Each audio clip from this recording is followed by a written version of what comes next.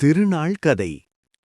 ஒரு அழகான கிராமத்தில் அகிலேஷ் என்ற சிறுவன் தனது அம்மா, அப்பா, தாத்தா, பாட்டியுடன் மகிழ்ச்சியாக வாழ்ந்து வந்தான்.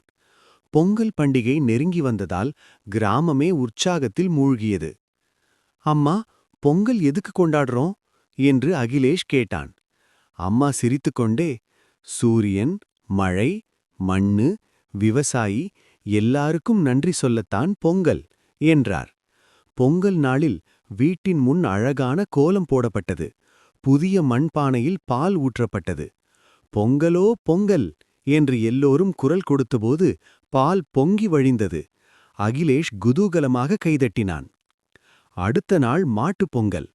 அகிலேஷ் தனது மாட்டை குளிப்பாட்டி மாலை அணிவித்தான். நீ இல்லாமல் நமக்கு அரிசி கிடைக்காது என்று மாட்டிடம் அன்பாக பேசினான். பொங்கல் முடிந்ததும் அகிலேஷ் புரிந்து கொண்டான். இயற்கைக்கும் உழைப்புக்கும் நன்றி சொல்லும் பண்டிகைதான் பொங்கல். அன்றிலிருந்து அகிலேஷ் இயற்கையை பாதுகாக்கவும் உணவை வீணாக்காமலும் பழகினான். கதை சொல்லும் கருத்து: உழைப்பையும் இயற்கையையும் மதிக்க வேண்டும்.